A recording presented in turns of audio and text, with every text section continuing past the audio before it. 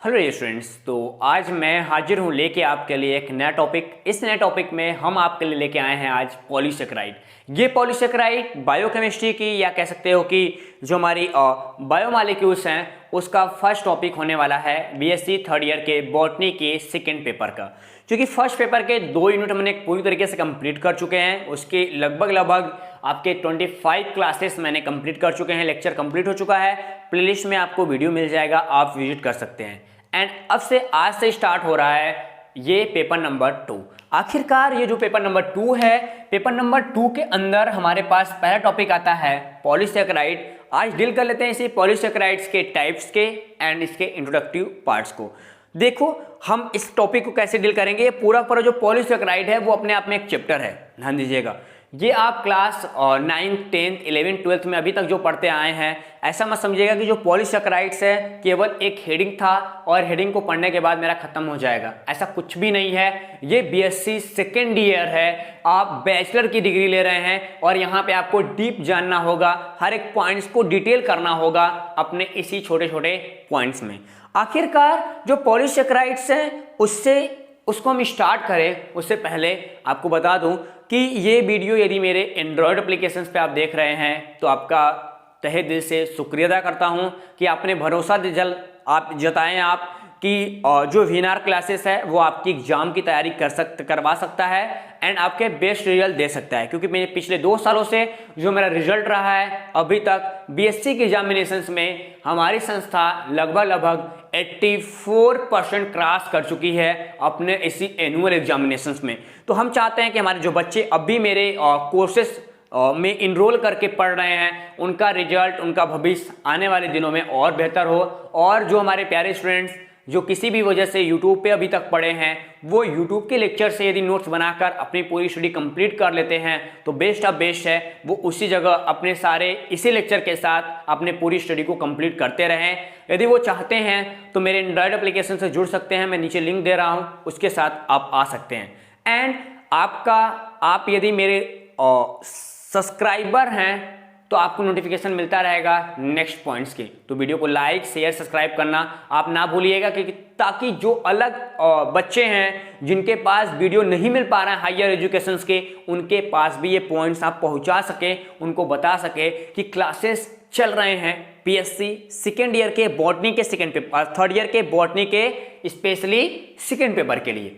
चलते हैं पॉलीसेकेराइड के पास। आखिरकार ये जो पॉलीसेकेराइड है ये क्या बला है भैया, कि होता क्या है। देखो जो पॉलीसेकेराइड है वो एक प्रकार का पॉलीमर है। एक लाइन आपको बता दूं, एक प्रकार का पॉलीमर है। एंड टाइप की बात करेंगे तो ये कार्बोहाइड्रेट का एक टाइप है। हमको क्लास 12th में पढ़ाया गया था केमिस्ट्री में एंड बायो में क्लास 11th में पढ़ाया गया था कि जो हमारे कार्बोहाइड्रेट्स होते हैं, जो एनर्जी बूस्टर मटेरियल्स होते हैं, ठीक, उनमें जो कार्बोहाइड्रेट होता है वो 3 पार्ट में डिवाइड होता है। एक होता है मोनोसेकेराइड, एक होता है ओलिगोसेकेराइड, एक होती है पॉलीसेकेराइड।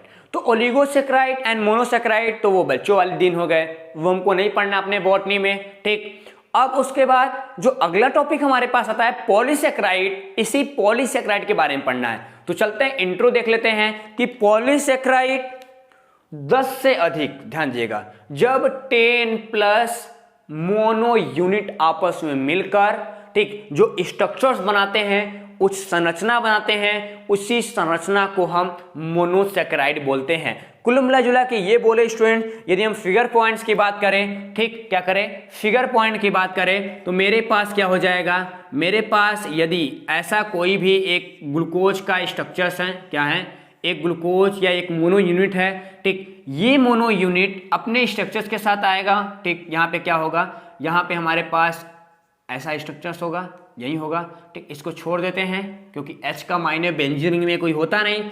यहाँ पे क्या होगा, यहाँ पे हमारे पास CH3OH क्या होगा, यहाँ पे CH2OH होगा, CH2OH, और यहाँ पे हमारे पास क्या मिल जाएगा, OH मिल जाएगा। एंड यहाँ पे क्या मिल जाएगा, यहाँ पे हमको OH देखने के लिए मिल जाएगा और यहाँ पे फिर OH मिल जाएगा। ये यूनिट हुआ। एंड दूसरा एक यूनिट और बना लेते हैं हम, क्योंकि उसको भी भाई जरूरत है, बिना उसके जरूरत का तो कुछ कर नहीं पाएंगे, ठीक। अब देखो ये O हो गया, इधर चलते हैं। यहाँ पे सेम चीज़ वही CH2OH, और यहाँ पे सेम चीज़ वही क्या OH, और यहाँ पे क्या हो जाएगा फिर वही OH वाली टेंडेंसी, यही होगा ना, यहाँ पे OH और ये OH। अब देखो, अब प्यारे ऐसी चीज़ बन गई है। इसके कहने का मतलब ये कह क्या रहा है कि जब दो या दो से अधिक, ये बोल क्या रहा है कि जब 10 यूनिट, ध्यान देना कितना, जब 10, ठीक, तो मिला जुला के हम कितना कर दें, यहाँ पे 10 कर दे सकते हैं, कितना 10 कर सकते हैं। जब 10 प्लस यूनिट आपस में मिलकर क्या बनाते हैं, एक स्ट्रक्चर्स बनाते हो। चलो आओ दिखाते हैं आपको कैसे बनता है हमारा पॉलीसेकेराइड। ठीक, यहाँ पे हमारा वही CH2OH, और यहाँ पे हो जाएगा वही सेम चीज। ठीक, ये जो मैं ऊपर लिखा रहा हूँ यहाँ पे हाइड्रोजन है, उस चीज को आप निगलेक्ट करिएगा, ठीक, क्योंकि हमको बाकी काम OH से ही है। ओके, ऐसे हो जाएगा। अभी सेम फिगर फिर इस साइड आप बना लेंगे एक। देखो, बनाना तो आप तो रट्टा मार के तो बना ही सकते हैं, लेकिन रटना नहीं है।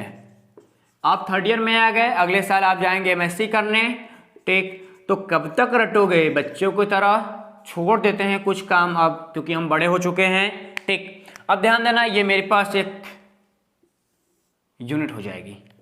अब देखो हमको करना क्या है, जब हमारे पास कोई भी मोनो यूनिट, ये क्या है स्टूडेंट, ये जो स्ट्रक्चर्स हैं ये क्या हैं, वो हमारे पास मोनो यूनिट हैं।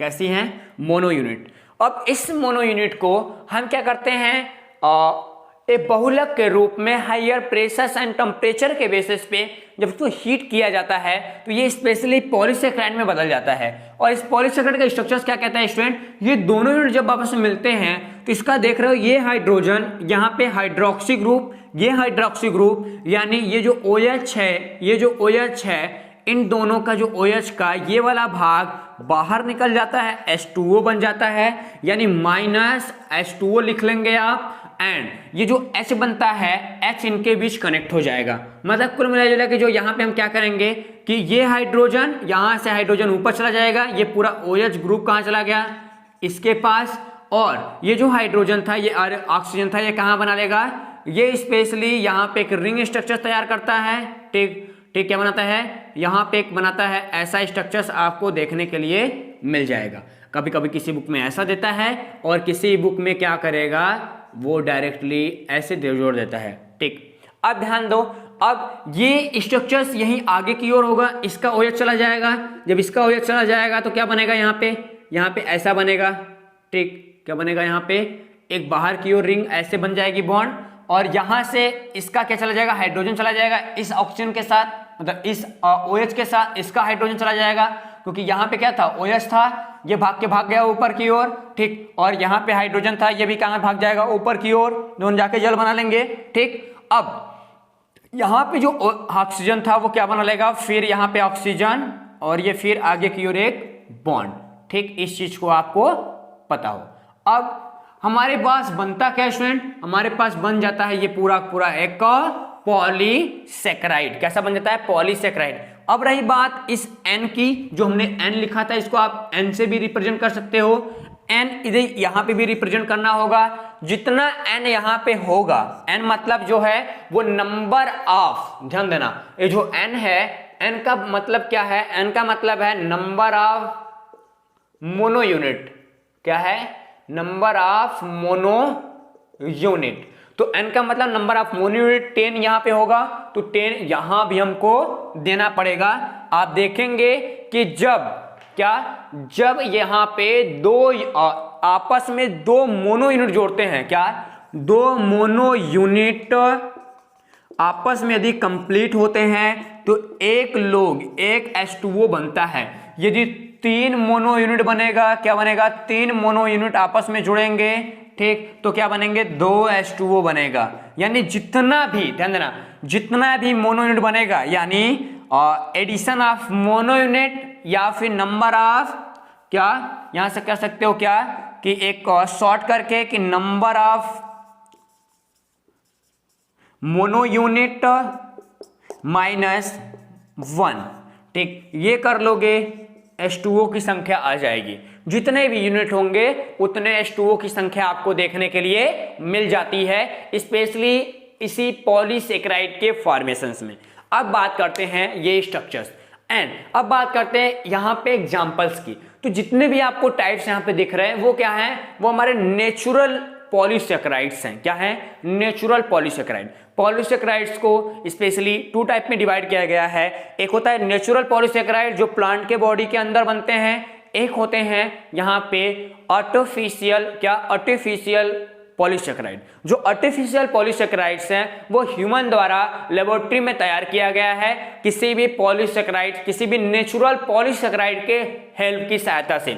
ऐसा नहीं है कि पूरा इसको ह्यूमन तैयार कर दिया है, ऐसा कुछ भी नहीं है। वो किसी भी नेचुरल पॉलीसेकेराइड से जो भी इसमें जो भी दिखाई दे रहा है, इसकी सहायता से जब हम किसी केमिकल की प्रेजेंटेशंस में न्यू टाइप्स का, क्या इनमें से उपस्थित किसी की हेल्प लेने के बाद, किसी की हेल्प लेने के बाद हम किसी केमिकल की सहायता से न्यू टाइप का नए प्रकार का पॉलीसेकेराइड तैयार करते हैं, तो उसे आर्टिफिशियल पॉलीसेकेराइड के नाम से जानते हैं। एंड 2 नेचुरल पॉलीसेकेराइड के बेसिस पे देखेंगे तो वो पॉलीसेकेराइड जो किसी प्लांट के बॉडी में, किसी ह्यूमन के बॉडी में, किसी ऑर्गेनिज्म के बॉडी में यदि बनते हो, ठीक तैयार होते हो, प्रोडक्ट होते हो तो या प्रोडक्शन होता हो, तो उन्हें हम नेचुरल पॉलीसेकेराइड कहते हैं। नेचुरल पॉलीसेकेराइड में starch, cellulose, pectin, lignin, suberin, और यहाँ पे दूसरा है ग्लाइकोस और सोमिनोग्लाइकॉन्स,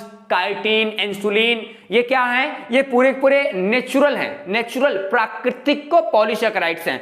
एंड आर्टिफिशियल की बात करेंगे तो एग्जांपल में लिखना होगा तो लिख लेना, आर्टिफिशियल में एग्जांपल में लिखना होगा तो लिख लेना। यहाँ पे लिख रहे हो, आर्टिफिशियल में एग्जांपल के बेसिस पे लिखना होगा तो आप लिख सकते हो यहाँ पे ग्लाइकोपेप्टाइड, क्या ग्लाइकोपेप्टाइड, ग्लाइकोप्रोटीन्स एंड डिफरेंट जो टाइप्स हैं वो हमारे आर्टिफिशियल हैं। अब देखो, ये तो हुआ इंट्रोडक्टिव पार्ट या इंट्रोडक्शन पार्ट किसका, इसी पॉलीसेकेराइड्स का। अब बात करते हैं अपने मेन टॉपिक पे आते हैं, जो हमको आज के क्लास में इन सबके इंट्रो लेने हैं। देखो क्लास में क्वेश्चन आता कैसे स्टूडेंट, आपके पेपर में आएगा कि polysaccharide, what is polysaccharide and categorised by polysaccharides या क्लासिफिकेशन ऑफ पॉलीसेकेराइड्स। तो क्लासिफिकेशन ऑफ पॉलीसेकेराइड्स आता है तो ये वाला करना पड़ता है, यानी व्हाट इज पॉलीसेकेराइड 2 नंबर का आएगा। तो जितना मैंने बताया वो 2 नंबर की चीजों के लिए था। एंड यदि पूरा आता है तो 10 नंबर से 15 नंबर के बीच आता है। तो चलते हैं, देख लेते हैं इस स्टार्च के पूरे पॉइंट्स को, इसको कॉपी करो, फिर चलते हैं आगे। चलो स्टूडेंट्स, तो हमने पूरा रफ कर लिया। अब चलते हैं आगे, देखते हैं अगले पॉइंट्स को। यानी नंबर फर्स्ट हमारे पास है स्टार्च। आखिरकार ये स्टार्च है क्या? स्टार्च प्लांट के बॉडी के अंदर, स्टोरेज मटेरियल का सबसे बेस्ट तरीका होता है, यानी बेस्ट मटेरियल होता है। जब प्लांट आवश्यकता से अधिक कार्बोहाइड्रेट रिसीव करने के बाद, यानी ग्लूकोज को रिसीव करता है, ग्लूकोज को फॉर्मेट करता है,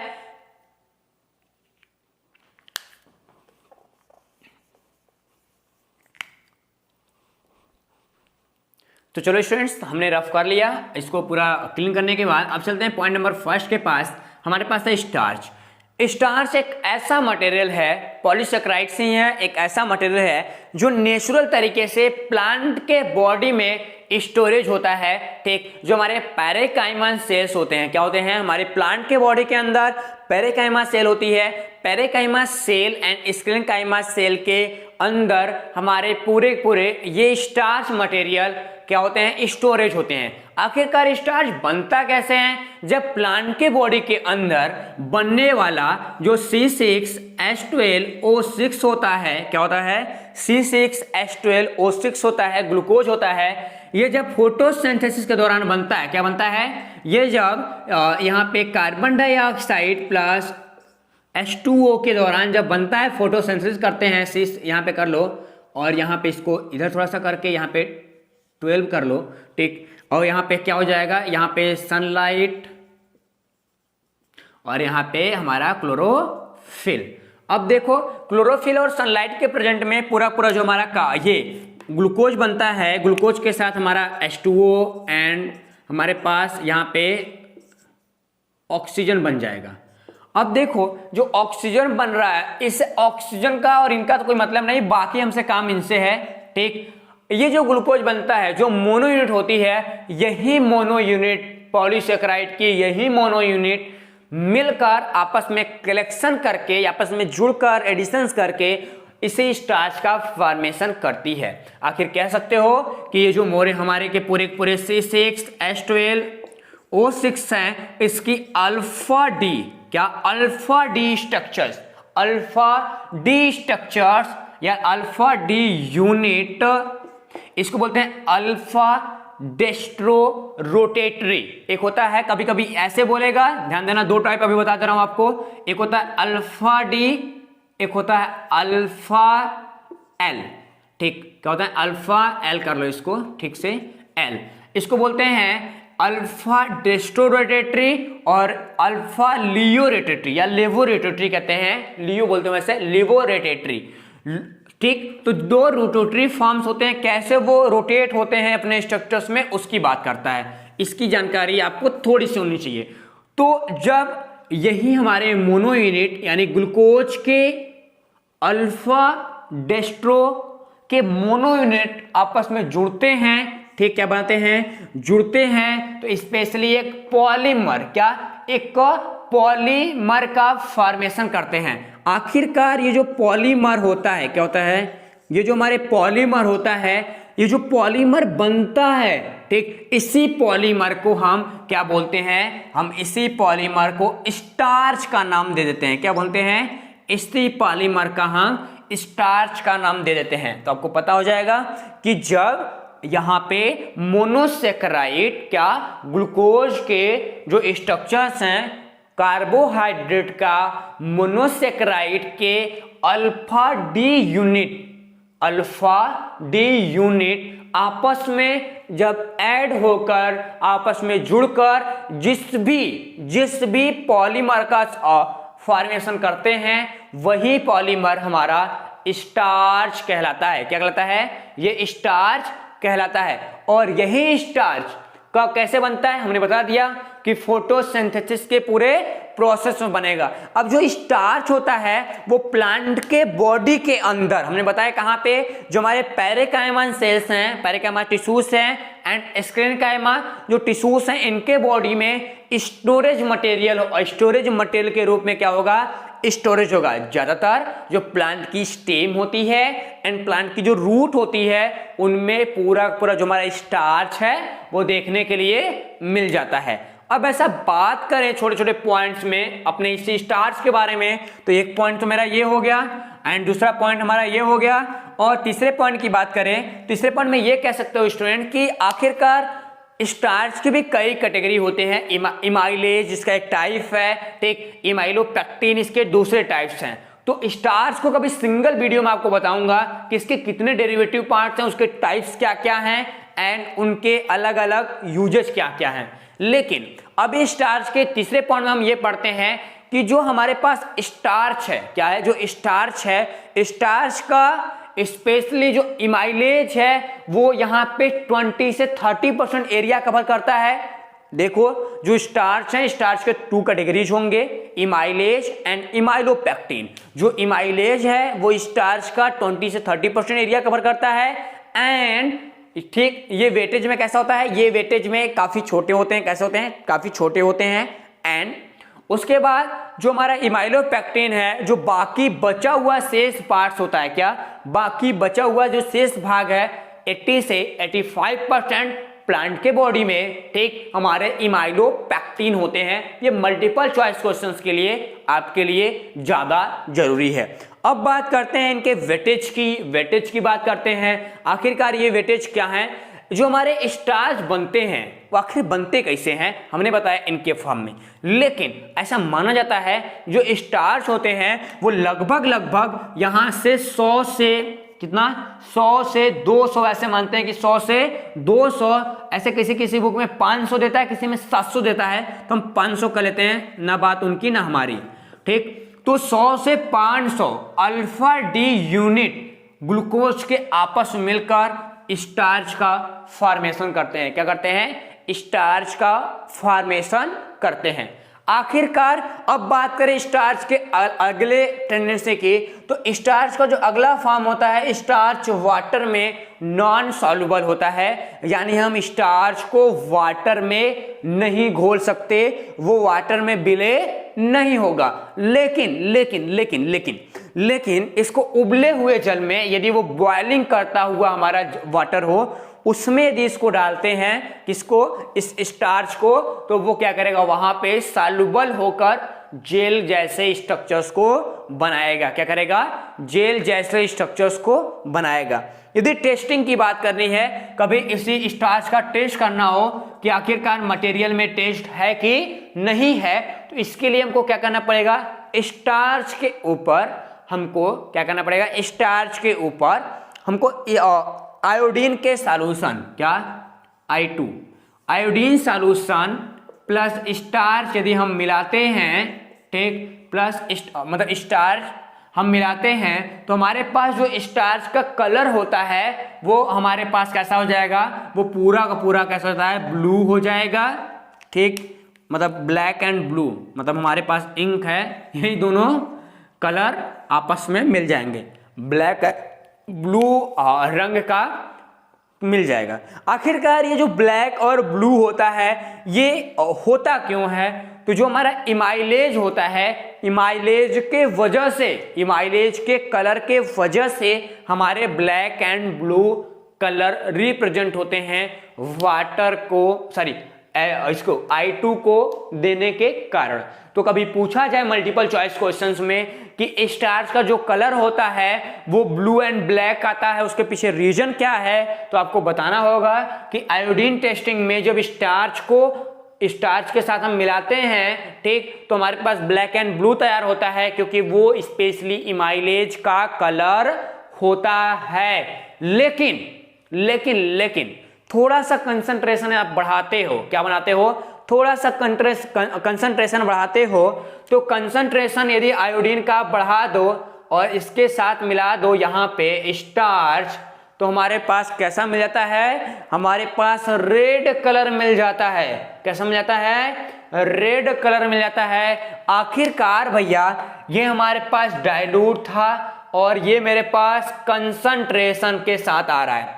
यदि ये कंसंट्रेशन के साथ आ रहा है, क्या आ रहा है, कंसंट्रेशन के साथ I2 आ रहा है, तो ये क्या करेगा, रेड कर देगा। ये रेड जो होता है वो इमाइलोपेक्टिन के कारण होता है। किसके कारण, इमाइलोपेक्टिन के रीजन, यानी इमाइलोपेक्टिन के कारण ऐसे स्ट्रक्चर्स या ऐसे कलर देखने के लिए मिलते हैं। ये इमाइलेज, ये amylopectin. Okay, clear, points drawn. अब चलते हैं आगे, ठीक, अब चलते हैं, अब बात करते हैं इसके स्ट्रक्चर्स की। स्ट्रक्चर्स पहले इतना कुछ कॉपी उपी करना हो तो कर लो, फिर चलते हैं अगले पॉइंट्स को, स्ट्रक्चर्स की बात कर लें। तो हमने इसको क्लीन कर लिया, अब चलते हैं स्ट्रक्चर्स देख लेते हैं। स्ट्रक्चर्स आखिरकार कैसे बनेगा किसी भी अल्फा डेस्ट्रो मोनो ग्लूकोज के स्ट्रक्चर्स के साथ मिलने के बाद जो पॉलीमर स्ट्रक्चर्स होता है स्टार्च का, वो कैसे बनेगा। ठीक, तो हमको क्या करना पड़ेगा, पहले हमको ग्लूकोज का संरचना बनाना पड़ेगा। चलो भैया, हमने ग्लूकोज रख लिया, थोड़ा सा फास्ट हम ग्लूकोज रख लेते हैं। ठीक, एक यूनिट हमारे पास ये हो गई उसकी सेकेंड यूनिट। ठीक, अब उसके बाद एक और बना लेते हैं। एक मेरे पास हो गई इसकी यहाँ पे थर्ड, थोड़ा सा नीचे कर लो इसको।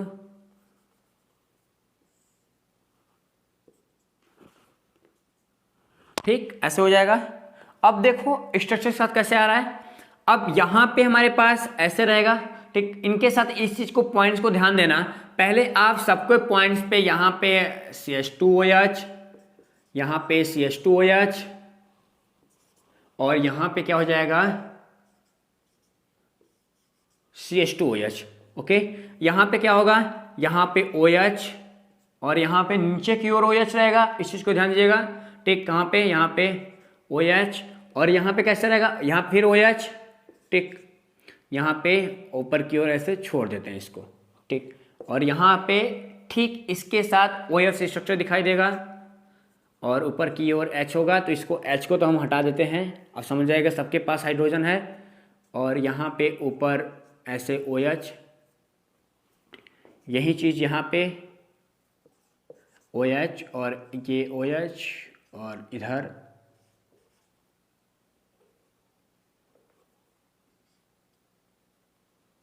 और इधर हमारा OH और ये OH और ऊपर की ओर कर लो इसको OH और ये हमारा OH। देखो ऐसे 3 यूनिट बन गए। अब इन्हीं तीनों यूनिट के इन्हीं तीनों यूनिट के ये जो नंबर हैं क्या है, यही तीनों यूनिट हमारे पास मिल जाएंगे।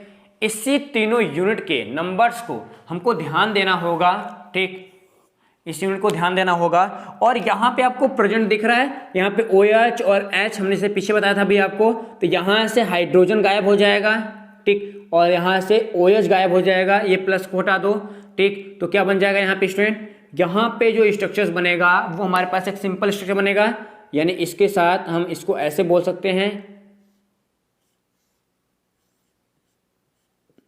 एक स्ट्रक्चर ऐसे, और दूसरा यहाँ पे भी वही काम होगा, यहाँ से OH गायब, यहाँ से H गायब, ठीक। तो यहाँ से क्या बन जाएगा, ये स्ट्रक्चर ऐसे बॉन्ड नीचे की ओर रहेगा, ये भी बॉन्ड ऐसे, फिर यहाँ से O यहाँ पे ऐसे ये जुड़ जाएंगे जैसा वो कह रहा है, ठीक। अब देखो इसके साथ ऐसे ही जोड़ दो, आप थोड़ा सा अलग करके जोड़ो, अच्छा लगे देखने में, ठीक। अब देखो यहाँ भी वही काम होगा, इसका H गायब हो जाएगा, तो ये क्या करेगा, ऐसे करके एक बॉन्ड क्लियर कर देगा इधर बाहर की ओर। ये भी क्या करेगा, ये हाइड्रोजन इसका चला जाएगा, तो ये क्या कर लेगा, ऐसे करके यहाँ पे, ठीक, यहाँ पे O कर लेगा, इधर बॉन्ड चला जाएगा। अब देखो ये जो नंबर स्टूडेंट्स हैं, ये नंबर कितने होने चाहिए स्टार्च बनने के लिए, ठीक, क्या स्टार्च बनने की मैं बात कर रहा हूं। स्टार्च बनने के लिए जो पूरी संख्या दिखाई दे रही है, इस पूरे चेन में इस पूरे चेन की नंबरिंग कितनी होनी चाहिए, n होना चाहिए। अब बताया गया कि n जो होगा वो कितना होना चाहिए कि number of mono alpha D unit कितना, यहां पे यही रीजन है। अब 100, यहां पे n का नंबर कितना दिया गया था, 100 से 500, यानी यहां पे कितना हो जाएगा, अब 100 से 500 के साथ। तो अलग अलग चीजों में अलग अलग नंबर्स के साथ ये आ सकता है। तो ये आप इसको सही तरीके से ऐसा बना सकते हैं, कोई डाउट किसी को नहीं होना चाहिए। अब ध्यान दो, ये पूरे अब चलते हैं हम यहाँ पे ग्लाइकोजन के साथ दूसरे पॉइंट को डील करेंगे कि क्या होते हैं ग्लाइकोजन। ओके, इतना कॉपी कर लो पहले। तो देखो हमने कंप्लीट कर लिया। अब चलते हैं ग्लाइकोजन के पास। ये ग्लाइकोजन पॉइंट 2 कवर करता है। तो इस पॉइंट 2 में हमको देखना है, अभी देखा मैंने स्टार्च को, अब देखते हैं ग्लाइकोजन को।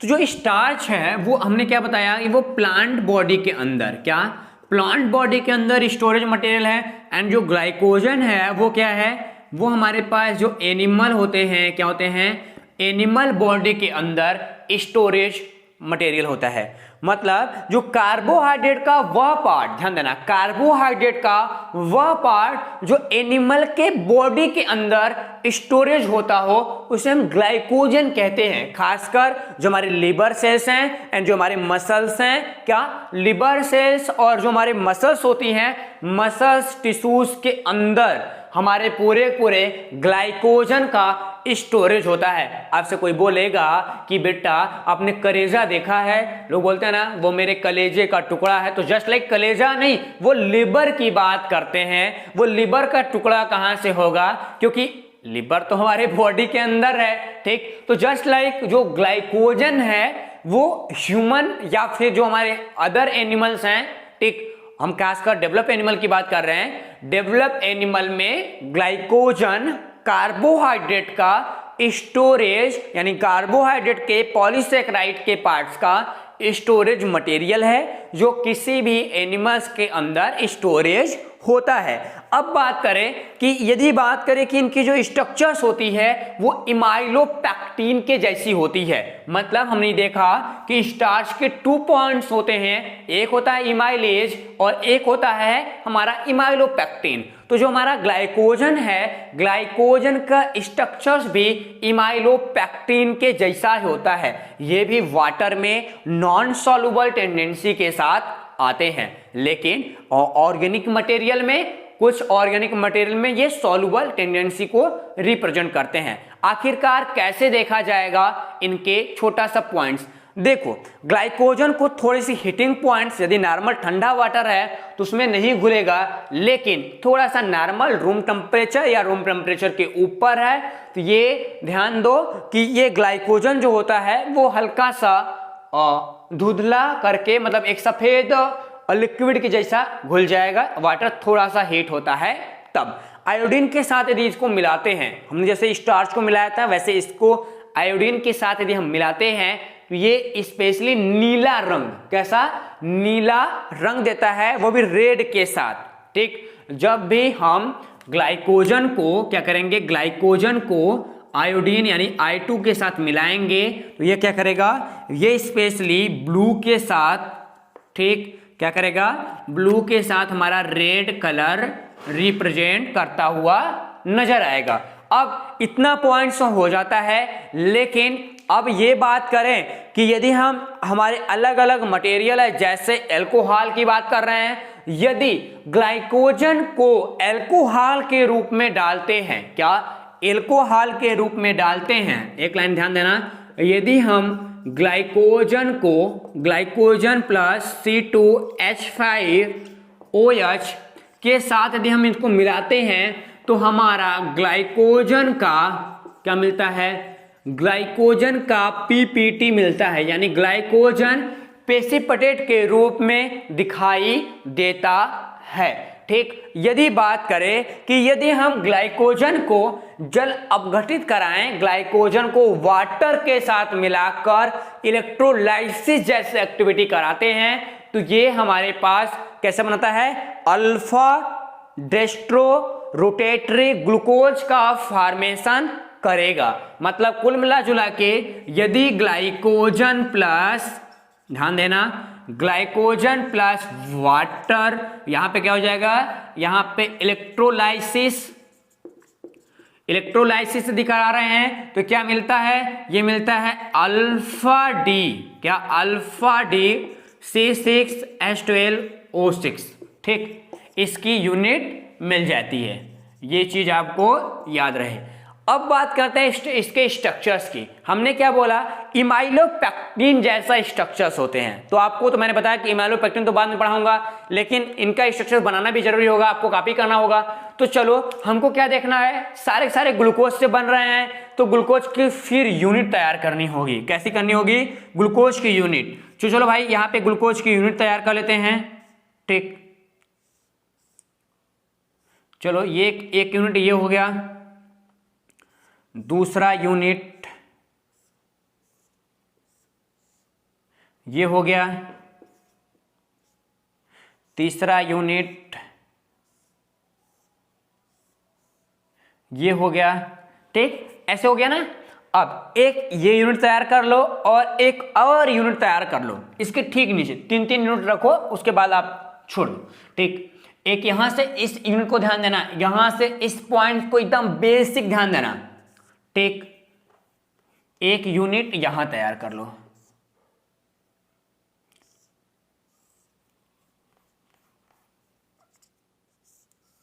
ऐसे हो जाएगा। फिर ये इसको ऐसे कर लो और दूर कर लो थोड़ा सा।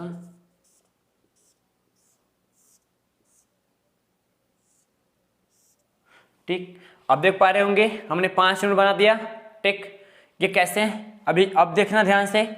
अब ये ग्लूकोज, अब यहाँ पे क्या है, यहाँ पे है C2OH, यहाँ पे क्या है C2OH, यहाँ पे क्या है C2OH, यहाँ पे क्या है C2OH, यहाँ भी क्या है C2OH ही है।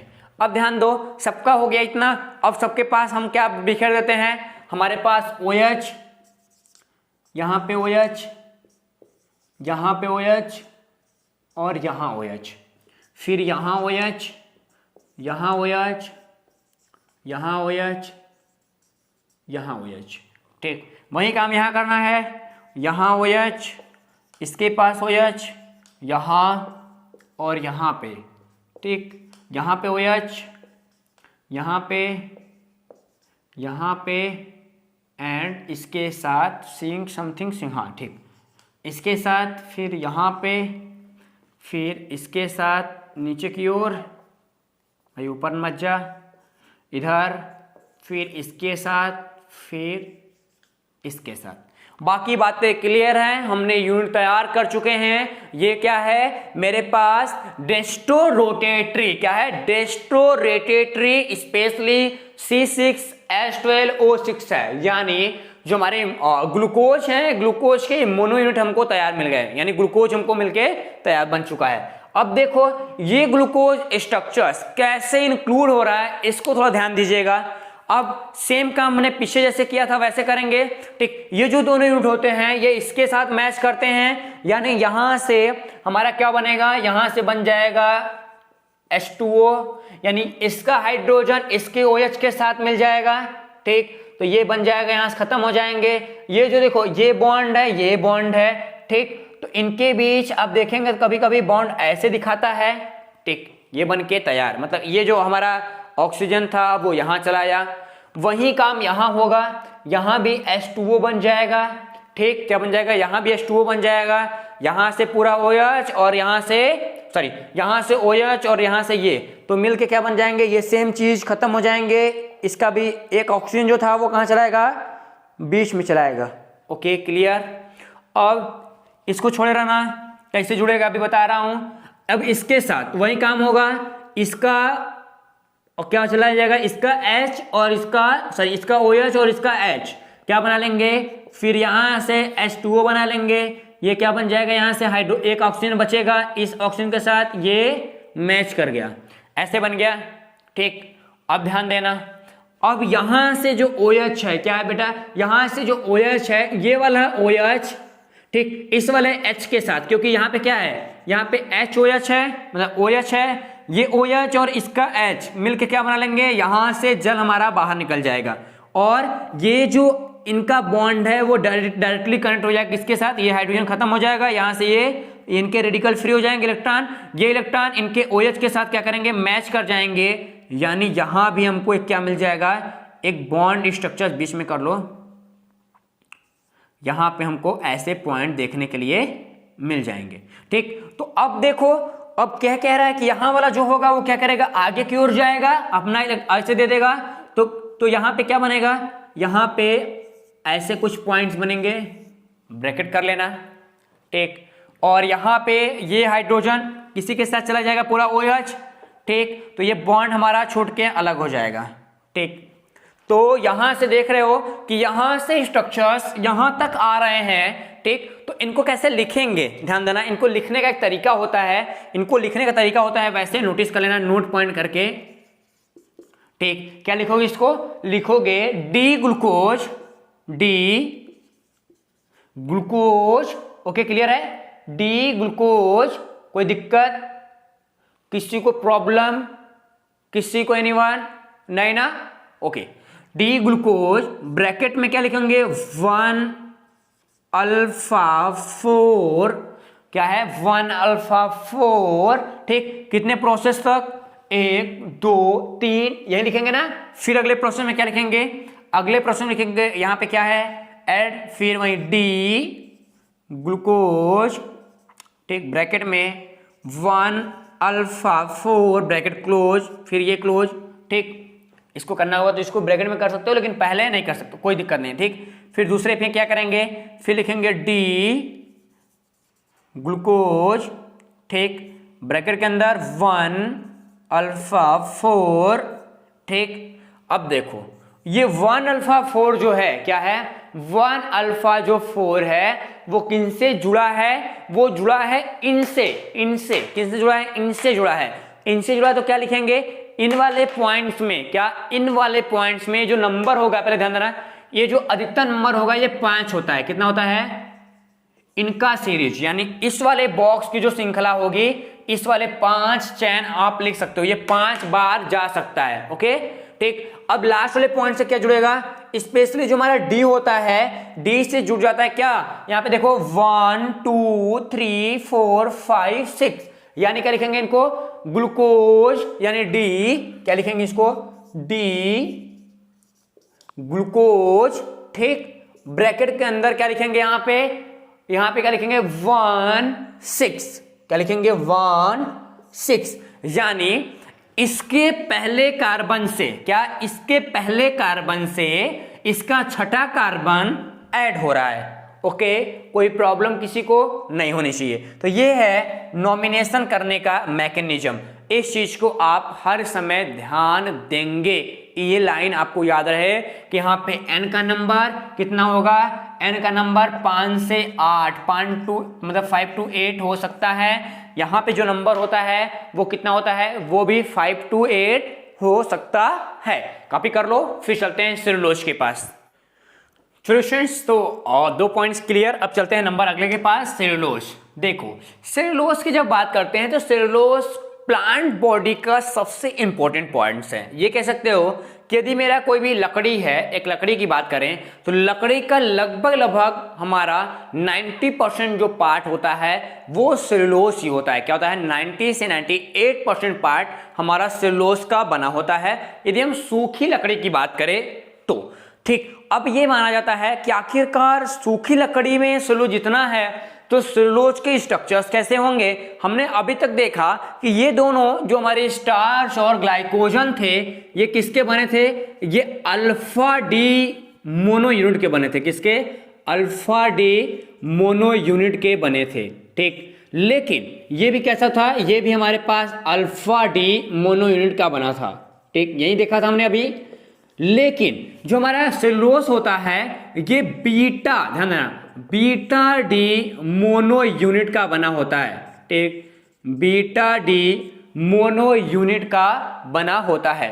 अब ध्यान दो, ये हमारे प्लांट के बॉडी के अंदर जो प्लांट के बॉडी का सेल वॉल होता है, मतलब कह सकते हो कि ये स्ट्रक्चर यदि हमको दिखाई दे रहा है, प्लांट के बॉडी के सेल का जो सेल वॉल है, ठीक, सेल वॉल का जो स्ट्रक्चर्स होता है, इस सेल वॉल के स्ट्रक्चर्स में जो हमारी प्लांट होती है, प्लांट में यही सेलुलोज कहीं ना कहीं इस पूरे स्ट्रक्चर्स को बनाने का काम करता है। तो आपको पोजीशन पता चल जाएगा कि जो सेलुलोज है वो प्लांट के सेल वॉल, ये क्या है, ये सेल वॉल है। ठीक, ये सेल वॉल को कंप्लीट करती है and beta D mono unit के साथ या बीटा डी ग्लूकोज के साथ आती है। आखिरकार कितने होंगे, अब देखो कि जो मोनो यहाँ पे बीटा डी मोनो यूनिट है, ये लगभग बताता है कि 300 से 500, कितना, 300 से 500 जो स्ट्रक्चर्स होते हैं, ठीक, 300 से 500 यूनिट मिलकर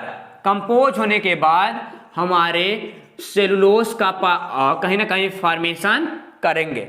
अब ध्यान दो, यदि इनके जो मॉलिक्यूलर वेटेज की बात करते हैं, मॉलिक्यूलर वेटेज कितना होता है, तो मॉलिक्यूलर वेटेज की बात करें तो लगभग 50 किलो डाल्टन से लेकर ये 90 किलो डाल्टन तक होता है। क्या, 50 किलो डाल्टन से लेकर 90 किलो डाल्टन तक हो सकता है। लेकिन ध्यान दीजिएगा कि जो मेरे ये यहाँ पे बीटा डी मोनो यूनिट आपस में कंपोज होते हैं, वो किसी सेलुलोज को बनाने के लिए लगभग 2000, कितने, 2000 यूनिट, किसके यूनिट, इसी बीटा डी ग्लूकोज यानी C6H12O6 आपस में मिलने के बाद सेलुलोज बनाते हैं। क्या बनाते हैं, सेलुलोज की संरचना बनाते हैं। एक चीज ध्यान दीजिएगा कि जो सेलुलोज होता है स्टूडेंट, एक लीनियर पॉलीमर होता है। कैसा होता है,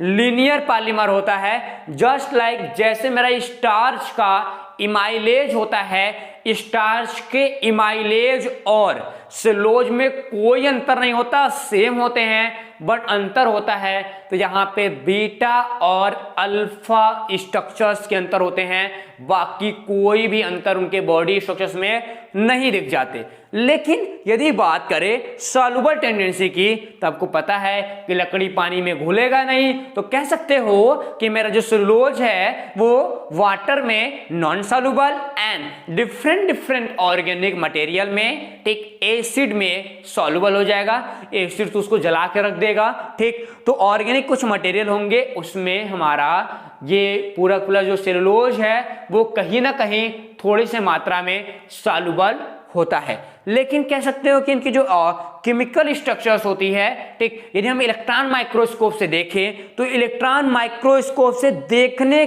पर हमको मिलता है कि इनके अंदर ढेर सारे कह सकते हो कि छोटे माइक्रोफैब्रिल होते हैं। ये माइक्रोफैब्रिल मिलने के बाद पूरे स्ट्रक्चर्स को कंप्लीट करते हैं। मैं जब आपको जब पढ़ा रहा था फर्स्ट पेपर बॉटनी का, उसमें हमने पढ़ाया था आपको एक फाइबर यील्डिंग प्लांट। तो फाइबर यील्डिंग प्लांट में मैंने कार्टन पढ़ाया था, उसके अंदर सेलुलोज आया था। मैं सेलुलोज का डायग्रामिक स्ट्रक्चर्स वहां पे माइक्रोफाइब्रिल का बताया था। वो वही माइक्रोफाइब्रिल यहाँ पे देखने के लिए मिल जाता है, किसके अंदर, इसी सेलुलोज के बॉडी के अंदर। यदि इसके केमिकल स्ट्रक्चर्स की बात करें स्टूडेंट, तो इसकी जो केमिकल स्ट्रक्चर्स होती है वो काफी ज्यादा कह सकते हो कि सिंपल होती है। केवल हमको बीटा और अल्फा ही ध्यान देना पड़ता है इसके बनाते समय। अब चलो हम बात करते हैं बीटा और अल्फा की, उसके बाद हम आपसे रूबरू होंगे। देखो पहले अंतर बता दूं, आप कहोगे कि सर कब से बीटा और अल्फा कहे जा रहे हैं, लेकिन समझ में नहीं रहा कि बीटा क्या अल्फा क्या है। तो यदि स्ट्रक्चर्स इसके साथ कंप्लीट होता हो, ठीक, यदि स्ट्रक्चर्स ऐसे दिखाई दे, ये अल्फा स्ट्रक्चर्स है। यदि स्ट्रक्चर्स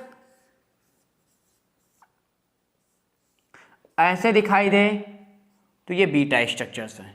कोई प्रॉब्लम नहीं होगा, एनीवन, किसी को नहीं होना चाहिए। ये हमारे पास अल्फा स्ट्रक्चर्स हैं, ये हमारे पास बीटा स्ट्रक्चर्स हैं, केवल पोजीशनिंग में अंतर हुआ है। यानी यहां पे क्या होगा, यहां पे CH2OH होगा और यहां पे अब क्या होगा, यहां पे CH2OH होगा, ठीक। जब ये आपस में ऐसे यूनिट आपस में लीनियर मिलते हैं तो स्टार्च का इमाइलेज बनाते हैं, और ऐसे यूनिट आपस में मिलते हैं तो हमारे पास सेलुलोज का लीनियर स्ट्रक्चर्स बनाते हैं। तो चलो आओ, स्ट्रक्चर्स तो बनता है, स्ट्रक्चर्स तो बनाएंगे ही।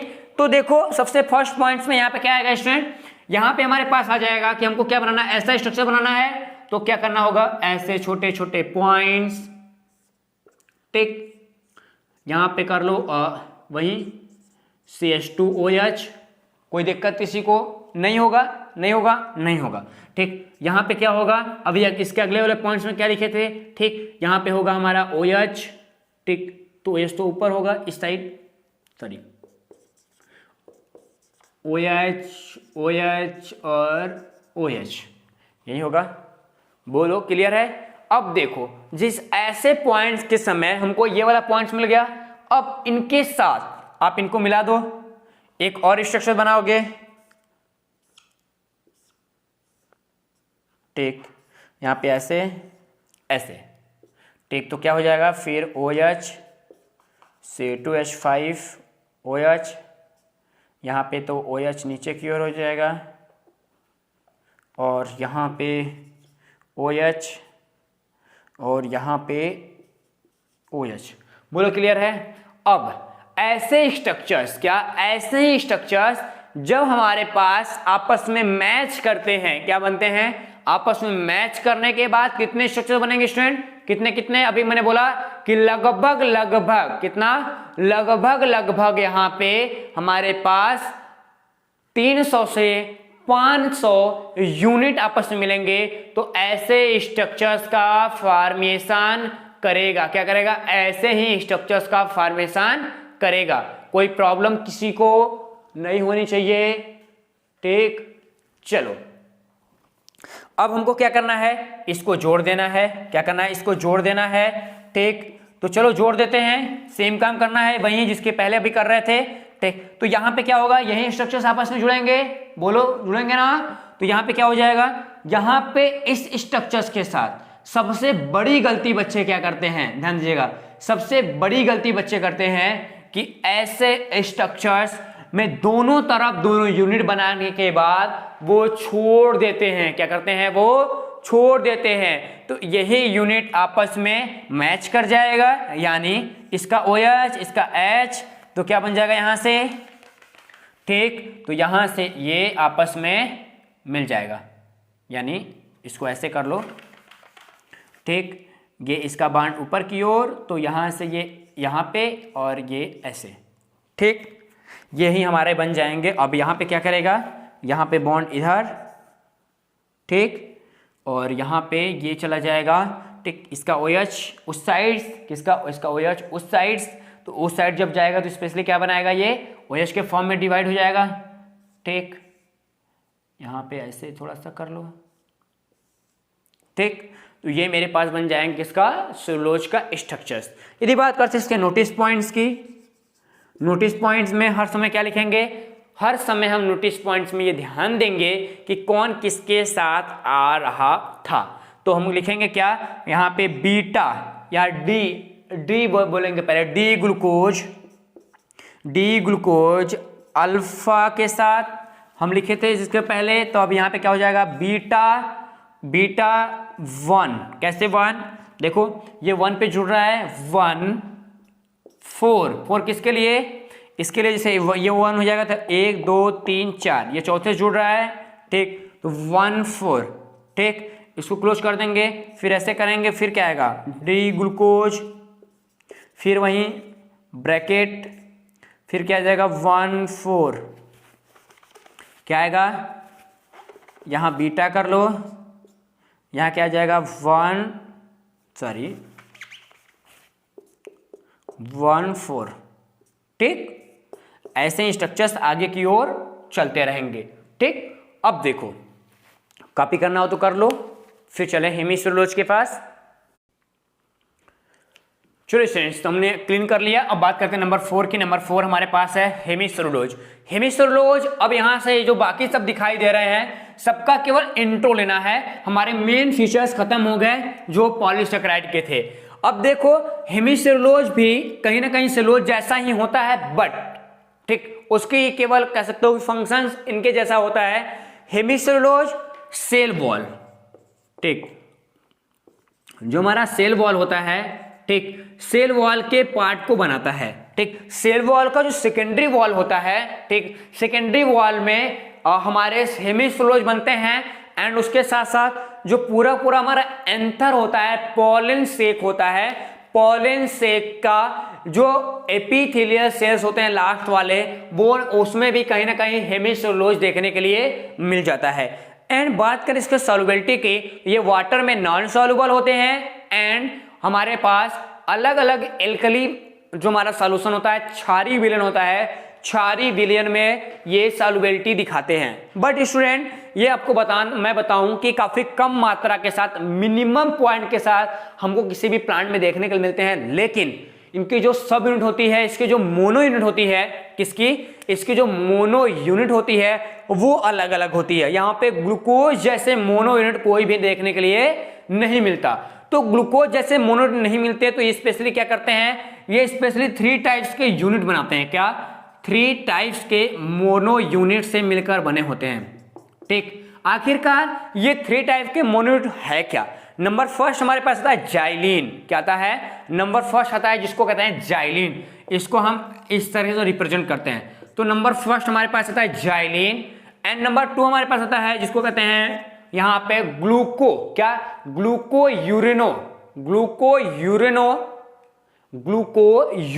जाइलिन।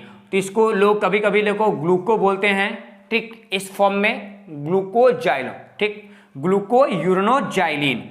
अब तीसरा जो हमारे पास आता है वो होता है ग्लूकोमेनन। क्या, ग्लूकोमेनन। तो कभी कभी इसको ग्लूकोमेनन M के नाम जानते हैं, इसको F के नाम जानते हैं। ठीक, तो जाइलिन से बना होगा, इसके जो यूनिट होगी सब यूनिट यो जाइलिन होगी। एंड हमारे पास क्या होगा यहाँ पे ग्लूकोयूरिनोजाइलिन होगा एंड यहाँ पे ग्लूकोमैनन होगा। ये तीनों केमिकल्स आपस में कंपोज होकर क्या बनाते हैं, हेमिसेलुलोज का बनाते हैं। ये करता क्या है, ये प्लांट्स को फ्लेक्सिबिलिटी के साथ साथ स्पेशली उसके स्ट्रक्चर्स को कंप्लीट करने का काम करता है। एंड बात करेंगे पैक्टिन, क्या करेंगे, पैक्टिन की। पैक्टिन स्पेशली यहाँ पे कह लो कि हमारे पास पैक्टिन बीटा, ध्यान देना, जो पैक्टिन क्या है, पैक्टिन बीटा डी, क्या, बीटा डी ग्लैक्टोयूरेनिक एसिड, क्या है, बीटा डी ग्लैक्टोयूरेनिक एसिड के यूनिट के मिलने के बाद होता है। आखिरकार क्या होता है फार्मूला, थोड़ी सी इनकी बात कर लें, ठीक। तो ध्यान देना, पहले बनाना होगा हमको यही ग्लूकोज वाले स्ट्रक्चर्स, ये हो जाएगा, कोई दिक्कत। यहाँ पे हो जाता है हमारा CH3COOH, सॉरी, और हमारे पास एक कार्बोक्सिलिक ग्रुप, देखो ये स्ट्रक्चर्स, एंड यहाँ पे हमारा OH था, आपने पहले बनाया था इसके साथ OH, यहाँ पे OH था, यहाँ पे क्या था, OH था, याद है आपको, बहुत सही, ये याद है, ठीक। इसी को बोलते हैं, क्या बोलते हैं इसी को बोलते हैं बीटा डी ग्लैक्टोयूरेनिक या यूरिक हो गया, यूरिक एसिड। अब ध्यान देना, ये होता क्या है, जो हमारा पैक्टिन है ये भी प्लांट बॉडी के अंदर पाया जाता है। क्या होता है, पैक्टिन भी प्लांट बॉडी के अंदर पाया जाता है, लेकिन कभी कभी ऐसा माना जाता है कि जो ये स्ट्रक्चर्स होते हैं, इससे स्ट्रक्चर्स के अंदर क्या, इससे स्ट्रक्चर्स के अंदर हमारे मैग्नीज, क्या, मैग्नीशियम, इसको बोलते हैं मैग्नीशियम एंड कैल्शियम के जो आयंस होते हैं, क्या होते हैं, Mg और Ca का जो आयन होते हैं, ये दोनों आयन इनके स्ट्रक्चर्स के साथ मिलकर क्या बनाते हैं, इनके स्ट्रक्चर्स के साथ मिलकर एक, कह सकते हो, काफी ज्यादा कॉम्प्लिकेटेड स्ट्रक्चर्स बनाते हैं। और इसे स्ट्रक्चर्स में कुछ लोग और मिल जाते हैं, क्या, कुछ लोग और एंट्री कर जाते हैं, उसमें हमारा होता है क्या, यहाँ पे जाइलोज, आप नाम सुन लिख लीजिएगा, जाइलोज हो गया, एर्बिनोज, जाइलोज, एर्बिनोज, ये कुछ ऐसे केमिकल्स होते हैं जो इनके बीचों बीच, यानी इनके पूरे स्ट्रक्चर्स के बीच बीच में पाए जाते हैं। आखिरकार ये पैक्टिन है क्या, पैक्टिन हायर प्लांट के अंदर जो इंट्रासेलुलर, क्या, इंटरसेलुलर स्पेस होता है, इंटरसेलुलर स्पेस में, यानी इंटरसेलुलर जो रीजन्स होते हैं, इंटरसेलुलर रीजन्स में हमारे यही पैक्टिन देखने के लिए मिल जाते हैं। बात करते हैं यहाँ पे इनुलिन की, क्या बात करते हैं, इनुलिन की। इनुलिन स्पेशली जो फ्रक्टोज होता है, फ्रक्टोज का पॉलीमर होता है, क्या होता है, फ्रक्टोज का पॉलीमर होता है। ये पौधों के जो क्या होते हैं, पौधों के पूरे पूरे जो कंद होते हैं, यानी ट्यूबर होते हैं, पौधों में ट्यूबर का फॉर्मेशन, जो गांठें होते हैं पौधों में, ट्यूबर बनते हैं, पौधों में ट्यूबर का फॉर्मेशन इसी इनुलिन केमिकल द्वारा होता है। यदि बात करें वाटर में non soluble and heat water में सॉल्युबिलिटी के साथ रिप्रेजेंट होगा। एंड बात करते हैं अगले नंबर पे काइटिन की। अब देखो स्टूडेंट, जब बात करें हम काइटिन की तो ये हमारे पास नंबर 6 के पास 7 आ जाएगा काइटिन। आपने काइटिन को लगभग देखा होगा। काइटिन जो हमारे इंसेक्ट होते हैं, जो पतंगे, कीट पतंगे होते हैं, इंसेक्ट एंड मछलियों के, ठीक, जो हमारे क्रेस्टेशियंस फिशेस होती हैं, क्रेस्टेशियंस एंड हमारे जो इंसेक्ट हैं, इंसेक्ट के आउटर बॉडी पे जो एस्कोस्केलेटन बनता है, उसके पार्ट को यही काइटिन मिलके बनाते हैं। यानी ये कह सकते हो कि जो हमारे कीट पतंगे दिखाई दे रहे हैं, इसी कीट पतंगे के जो आउट ऑफ बॉडी पे, ठीक, जो उनकी पूरी तितली हो गई या फिर कोई हो गया, उसकी जो पूरी स्ट्रक्चर्स दिखाई दे रही है, उनकी पंख जो दिखाई दे रही है, जिसे वो फड़फड़ाते हैं, ठीक, वही हमारा बना होता है किसका, इसी स्पेशली काइटिन का। अब बात करें इसके मोनो यूनिट की, जो हमारा काइटिन होता है वो भी अलग अलग केमिकल से डिजाइन होते हैं, मतलब इसके अलग अलग केमिकल सब यूनिट के साथ आपस में मिलकर बनाते हैं। इसमें कह सकते हो कि हमारे पास खासकर काइटिन का स्ट्रक्चर और दिखाई देता है कहाँ पे, फंगस आपने देखा होगा, फंगस का जो हाइफा होता है, हाइफा के ऊपर स्पेशली एक लेयर होती है वो भी काइटिन की बनी होती है, एंड उसकी जो वॉल होती है, ठीक, इसीलिए फंगस का जो वॉल होता है वो काइटिन के बनी होती है, इसीलिए हम उसको प्लांट ना करके एनिमल्स के, मतलब एक अलग से ना है वो प्रोटीन का बना है ना ही वो सेलुलोज का बना है, इसलिए हम उसको अलग से फाइलम में रख देते हैं, मतलब अलग से किंगडम में रखते हैं। अब बात करें इनके मोनोमर यूनिट की, तो यहां पे हमारे पास बीटा 1,4 ग्लाइकोसिडिक बॉन्ड के साथ साथ एन एस्टिल, ध्यान देना क्या होता है, एक केमिकल होता है जिसका नाम है एन एस्टिल डी ग्लूकोसमोन, क्या बोलते हैं इनको, एन एस्टिल लिख लीजिएगा, एन एस्टिल डी ग्लूकोसोमोन। तो ग्लूकोसोमान जो है इनको सिंपल फॉर्म में, ठीक, आप कर लीजिएगा, हो जाएगा, ठीक, ये पूरा पॉइंट्स हो गया। अब ध्यान दीजिएगा, हमारे वाटर में ये नॉन सॉल्युबल है, कैसे हैं, वाटर में नॉन सॉल्युबल हैं, और यदि इनका जल अपघटन कराया जाए अम्लों की सहायता से, मतलब एसिड के बेसिस पे जब इनको तोड़ते हैं तो ये हमारे पास जो ग्लूकोसोमोनास होता, मतलब ग्लूकोसोमोन है, ग्लूकोसोमोन एंड हमारे पास एन एस्टिल होती है, एन एस्टिल का जो एस्टिक एसिड है, एस्टिक एसिड एंड जो ग्लूकोसोमोन है, ग्लूकोसोमोन एंड एसिटिक एसिड में ये टूट जाता है अलग अलग पॉइंट्स में। अब बात करते हैं लास्ट में, यहाँ पे ग्लूकोसोमिनोग्लाइकॉन्स, ये ग्लूकोसोमिनोग्लाइकॉन्स जो हैं ये जो हमारे जंतु होते हैं, एनिमल होते हैं, एनिमल्स के जो स्किन होती है, क्या होती है, एनिमल की जो स्किन होती है, जैसे मेरी स्किन से आपकी स्किन है, एनिमल के स्किन की एक कंपोनेंट्स पार्ट्स होता है, ठीक, और ये इलेक्ट्रोलाइट का काम करता है, यानी जो हमारे सनलाइट की एनर्जी आती है उसको रिसीव करना, उसको भेजना, ब्लड को पंप कराना, ठीक, ब्लड को पंप कराना, घाव को भरना, कैल्शियम को कंप्लीट करना, कैल्शियम फॉर्मेशन करना, ये सब पूरा जो एक्टिविटी होता है वो इन्हीं के द्वारा होता है, क्या होता है, इन्हीं के द्वारा होता है, ठीक। आप भी, ये भी क्या होते हैं, एन एस्टिल जो डी ग्लूकोसोमोन के साथ इसकी सब यूनिट कंप्लीट होती है। ओके, इतना क्लियर हो जाएगा। बाकी मिलते हैं अगले क्लास में, काफी बड़ा क्लास हो गया, ठीक।